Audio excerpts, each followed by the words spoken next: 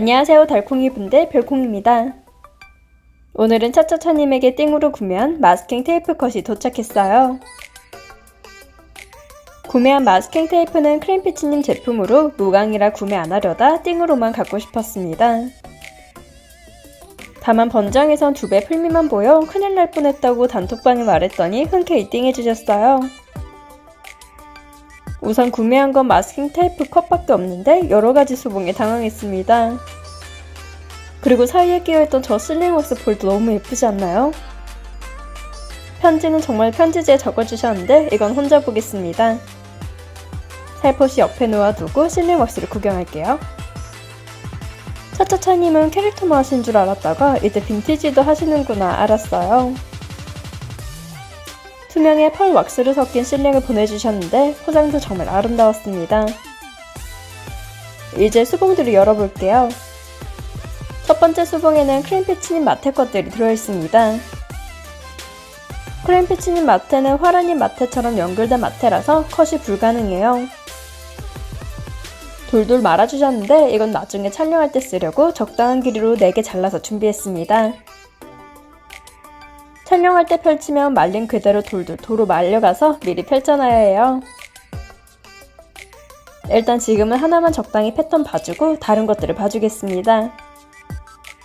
화라님처럼 동일한 무광 PET지만 화려함에 가까워요. 다양한 색이 섞여 있어서 처음엔 촬영 소품으로 활용하는 것도 망설였습니다. 하지만 잘 쓰면 오히려 더 화려하게 예쁠 것 같아요. 정리해두고 같이 들어있던 마테컷을 봐주겠습니다. 덤이었는데 정말 용롱하고 너무 예뻤어요. 전 무광을 안 좋아하는데 투명 프레임이라 더욱 좋았습니다. 정말 유용하게 생긴 디자인이라 특별하게 꾸미고 싶을 때 사용할 거예요. 이제 다음 수봉을 열어주겠습니다. 이미 첫 번째 수봉이 마테컷이었으니 나머지는 다 덤이에요. 이것도 앞에 봤던 실리왁스 2번째 버전이었는데 더 크고 아름다웠습니다.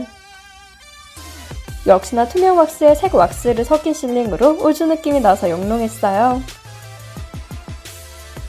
폴더 형식으로 앞에 꾸미신 것도 너무 예뻤습니다. 더 잘 보이게 정리할게요. 마지막 수봉은 정말 놀랍게도 엄청 두툼했습니다. 사실 마테컷만 사고 택배만 대신다 하여 반택으로 구매했는데 예상도 못했어요. 이 정도로 너무 잘 챙겨주셔서 너무 감사했습니다. 제가 최근에 키치 닦고도 하다 보니 그걸 보시고 챙겨주셨다고 편지에 적혀 있었어요. 깔별로 있는 키치 제품들은 너무 좋아하는 PET의 예쁜 디자인들이었습니다. 언박싱만 하기엔 받은 편지도 있고 마테까지 정리하다 조금 남길래 활용하기로 했어요. 우선 영롱하게 예쁜 건 더 크게 봐야죠.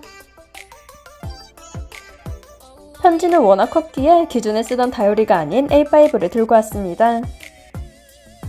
간단하게 그저 스크랩하는 거라 빠르게 감았어요.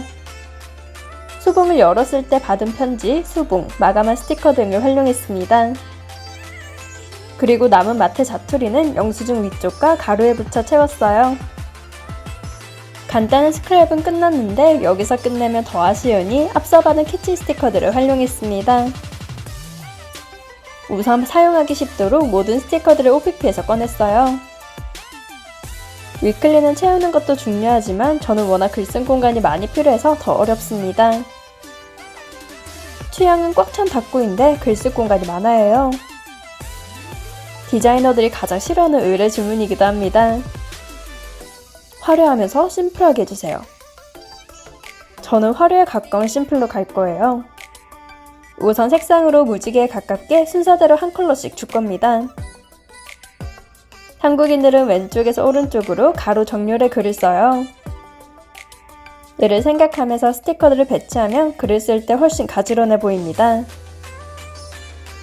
당연히 위쪽에 글들이 몰리고 가끔 일이 적으면 아래쪽은 비워져요. 이를 생각해서 아래쪽은 부피를 크게, 위쪽은 날짜 공간을 이용해 접혔습니다. 아래쪽과 위쪽은 검정과 빨강의 색감을 부여했어요. 동일하게 빨강의 그림이 뒤쪽으로 검정색 커다란 타이포를 위에 올렸습니다. 여전히 허전해 보였기에 이번엔 배경색이 들어있는 타입으로 붙여줬어요. 이런 식으로 배경의 부피와 크기 등을 생각하면 됩니다. 다음 칸은 노란색으로 해줄게요. 맨 마지막 칸에는 일주일에 정리가 들어갈 거라 부피가 그렇게 안 커도 됩니다. 대충 크면서도 공간이 있는 제품을 따로 빼두고 두 번째 칸을 꾸몄어요. 옛날 수요일인가 그랬는데 화요일에 햄버거를 먹어서 해당 스티커를 썼습니다. 이번 배치는 니은자를 생각하면서 꾸몄어요. 기억자 배치는 오른쪽에 펌칭을 해야 해서 최대한 줄였습니다. 그리고 원래 원형을 쓰는 것이 아니라 잘라서 쓰다 보니 이영지와의 분리가 힘들었어요. 투명 로리영지 박테의 분리급으로 힘든 건 아니었지만 떼는데요 꽤 오래 걸렸습니다.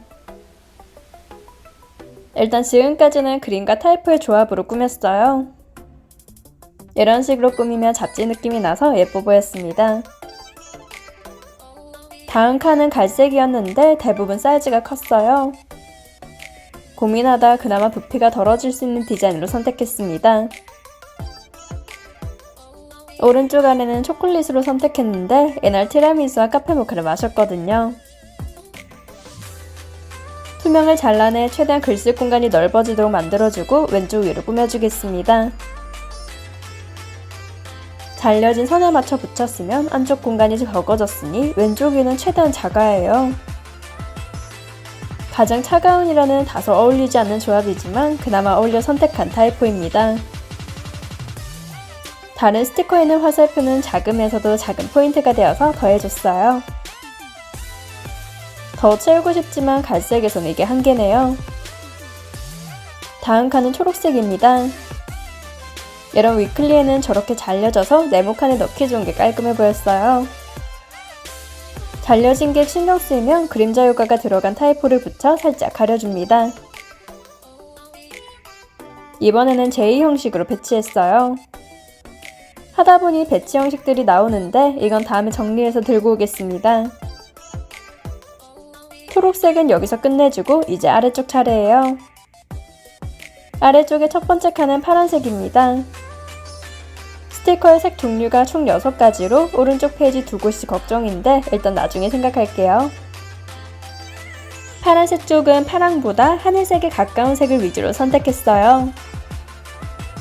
파란색도 갈색과 마찬가지로 커다란 사이즈가 많아서 고민됐습니다. 최대한 이것저것 들이대면서 어울릴 법한 디자인들을 골랐어요. 그중 마음에 들었던 건 작은 나비와 네모칸 타이포입니다. 어차피 작아서 안에 내용도 그렇게 잘 보이는 건 아니라 가로와 세로로 배치했어요. 붙이고 보니 왼쪽 위가 허전해서 동일한 네모칸 타이포를 붙였습니다. 이제 컬러로는 마지막인 검정색 차례예요. 검정색은 검정색이지만 은색과의 조합이 많은 제품을 골랐습니다.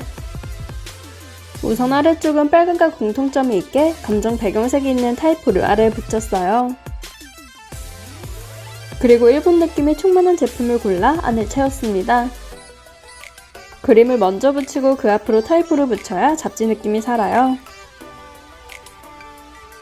다만 가끔은 그림 뒤로 보내도 잡지 느낌이 나는 것도 있습니다. 인물의 머리 쪽 부분에 많이 하는 방법인데 얼굴이 가려지지 않기 위해서예요. 사슬과 어울리는 그림이라 햄버거까지 침범해서 붙여주고 위쪽엔 자잘한 타이포들을 붙였습니다. 좀 더 사이버틱한 분위기가 나게 했어요. 이제 고민되는 마지막 두 파트입니다.